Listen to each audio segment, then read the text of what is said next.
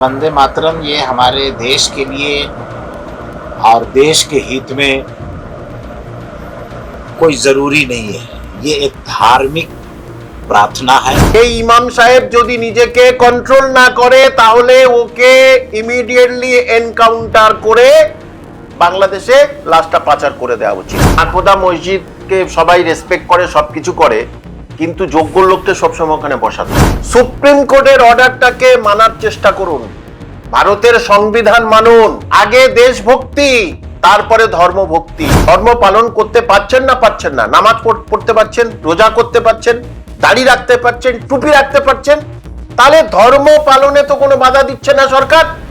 सबके लिए इसको जबरदस्ती करना ये हमारे प्रियम्बल के देश के प्रियम्बल के खिलाफ है, फंडामेंटल राइट के खिलाफ है। এই ইমাম সাহেব যদি নিজেকে কন্ট্রোল না করে তাহলে ওকে ইমিডিয়েটলি এনকাউন্টার করে বাংলাদেশে লাশটা পাচার করে দেওয়া উচিত। কারণ এই বাংলায় থাকবেন, এই বাংলায় হিন্দু মুসলমান আমরা পাশাপাশি আছি। এই বাংলায় যারা দোকানে আমাদের খাবার দিয়ে যায় তারা হিন্দু ভাই, যে দুধ দিয়ে যায় সে হিন্দু ভাই। আপনি তো যেখানে আছেন সেখানে শুধু মুসলমান মুসলমান মুসলমান, তো আপনার তো কোনো অসুবিধা হবে না। হবে বাংলার আপামর শিক্ষিত মানুষদের। হিন্দু মুসলমানের মধ্যে এই জিনিসটা কোনো সময়ের জন্য করবেন না। আমি সরকারকে অনুরোধ করব, এই রকম ধরনের মানুষ যারা মসজিদের পিছনে হাজার হাজার মানুষ নামাজ পড়ে, এরা মুসলমানদের বিপথে চালিত করছে, বিপদমুখী করছে। তো আমি আপনাকে চ্যালেঞ্জ রাখলাম, সিদ্দিকুল্লাহ চৌধুরী, ন্যাড়া চৌধুরী বলি আমি ওকে, ন্যাড়া চৌধুরী তো খুব চ্যালেঞ্জ করেছিল 1 কোটি নিয়ে ওই মসজিদে, এয়ারপোর্টের মসজিদে যাবে। পালালো কেন? সে পালালো কেন? আপনিও নেমে দেখুন না রাস্তায়, আপনিও নেমে দেখুন রাস্তায়। 50 জন আপনার সঙ্গে থাকবে না, আর আইন হাতে নিলেই তাহলে কিন্তু এনকাউন্টার হবে, এটা মনে রাখবেন। মানে যাকে তাকে নিয়ে একটা মসজিদে বসে, নাখোদা মসজিদকে সবাই রেসপেক্ট করে, সবকিছু করে, কিন্তু যোগ্য লোককে সবসময় ওখানে বসাতে হয়। যে পড়াশোনা করতে বলছি আমি ওকে, ওই ইমামকে বলি পড়াশোনা করুন, পড়াশোনা না করে আলফাল বকবেন না।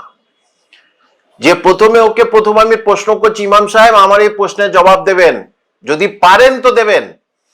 হযরত মুহাম্মদ সাল্লাল্লাহু আলাইহি সাল্লাম যখন এসেছিলেন আরবের পবিত্র মাটিতে, তখন কি মাইক ছিল? ছিল না। উত্তর দেবেন, ছিল না। 1877 সালে প্রথম মাইক আবিষ্কার হলো। সেই মাইক আবিষ্কার করেছে যে বার সামথিং বার লেনেন বার, সেই বার কিন্তু ইহুদি, যাকে আপনারা সহ্য করতে পারেন না, ইসরায়েল। তা আপনারা কি বলেছিলেন? ইহুদিদের দ্রব্য বয়কট করো। তো আপনি তো এটাও সাপোর্ট করতেন, তাহলে মাইকটা বয়কট করেননি কেন? দুরকম কথা বলেন কেন? দ্বিচারিতা কথা বলছেন আমার ইমাম। বাবা, আমার এই প্রশ্নের জবাব দিন। যে ইহুদিদের দ্রব্য বয়কট করব, তাহলে মাইক ইহুদিদের আবিষ্কার 1877 সালে। তাহলে সেই যাদেরকে বলেন আমাদের শত্রু, যাদেরকে বলেন মুসলমানদের শত্রু, তাদের তৈরি মাইকে আপনি আহ্বান করছেন, আসো মসজিদে আসো মুসলমান ভাই বোনেরা। বাবা, শত্রুরা যেটা আবিষ্কার করেছে আপনাদের মতে আর কি, শত্রুরা যেটা আবিষ্কার, সেই শত্রুদের ধরে আপনারা মুসলমানদের বলছেন মসজিদে আসো, কি হাস্যস্কর। তো দ্বিতীয় কথা, এইটা কি আপনার কানের ভিতরে কেউ তোলেনি যে 1066টা মন্দির থেকে মাইক খুলে নিয়েছে? এটা আপনারা দেখেননি? 5096টা 66টা মসজিদ থেকে তারা মাইক নিজেরা খুলে নিয়েছে, জোর করে খোলায়নি। তো আপনারা তো সবসময় বলেন পথে নামবো, নেমে দেখুন, নামুন, নেমে দেখুন। হ্যাঁ, আপনি পথে নামুন। মমতা ব্যানার্জির পুলিশের সেই লাঠি নয়, এ লাঠি একটা লাঠি মানে একবারে 6 কেজি 7 কেজি একদম পিছন লাল করে দেবে। আপনি ইমাম হয়েছেন, আর সমস্ত ইমাম আপনি তাদের ইতিহাসগুলো পড়ুন। সেই ইমামগুলো সাম্প্রদায়িক সম্প্রীতিটা তৈরি করেছিল। সেই ইমামগুলো তারা পৃথিবীটাকে সুন্দর জায়গায় তৈরি করেছিল। আপনার মধ্যে হিংসাত্মক বাণী বন্ধ করুন আপনি। সম্প্রীতির বার্তা দিন। যে হিন্দুদের সেখান থেকে মন্দির থেকে খোলা হয়েছে, তারা খুলে নিয়েছে, মসজিদ থেকে খুলে নিয়েছে।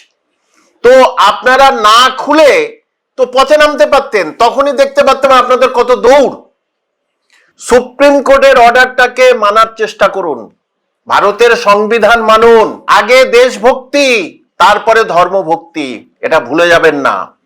এটা বাংলাদেশ নয়, আগে দেশভক্তি তারপরে ধর্মভক্তি। দেশের সংবিধান পালন করা আমাদের উচিত। এক্ষুনি বলবেন যে আমাদের ধর্ম পালনের সংবিধানের 25 নম্বর ধারায় আমাদের বাধা দিচ্ছে। কোথা বাধা দিচ্ছে? ধর্ম পালন করতে পারছেন না, পারছেন না, নামাজ পড়তে পারছেন, রোজা করতে পারছেন, দাড়ি রাখতে পারছেন, টুপি রাখতে পারছেন, তাহলে ধর্ম পালনে তো কোনো বাধা দিচ্ছে না সরকার।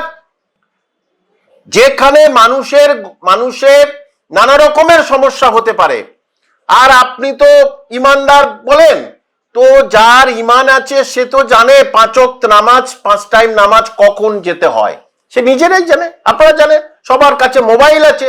সুতরাং এই সময় এই হতো যেটা আগে হতো।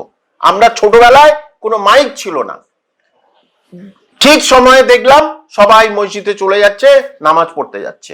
তাহলে এখন কেন হবে না? এখন মোবাইল আছে, সেখানেও সময় দেয়া আছে, তাহলে কেন? এখানে 5 টাইম নামাজ, 5 ওয়াক্ত নামাজ, এখানে আমরা এটাকে সেট করে দিলে তাহলে সেই সময় আমাদেরকে ওয়ার্নিং দেবে এই হয়েছে। তাহলে যখন রাষ্ট্র এটা বলেছে, রাষ্ট্র শুধু মুসলমানদের জব্দ করার জন্য করছেন, এটা ভুল কথা। আপনাদের এইভাবে ভুল পথে মুসলমানদের চালিত করবেন না। দেখুন, জঙ্গি যোগ এদের সঙ্গে আছে কি না আছে সেটা সে সরকার বলবে, কিন্তু মসজিদের ইমাম, তিনি ইমামতির যে নীতি আদর্শ সেটাই তিনি করুক। ইসলামিক তাদের হচ্ছে কি ইসলামিক কালচার দিক, ইসলামিক পরামর্শ দিক, এইসব ইত্যাদি দিক। কিন্তু এই যে হিন্দু হিন্দু হিন্দু হিন্দু মুসলিম মুসলিম, এটা কিন্তু আমি পছন্দ করি না। এবং যে তিনি একজন ইমাম, সেই ইমামের আমি বললাম, আর যে আমাদের মুসলিমদের যে ইমাম যারা ছিলেন, সেই ইমামদের আদর্শ অনুযায়ী চলুক, তাহলে কিন্তু সাম্প্রদায়িক সম্প্রীতি ঠিক থাকবে।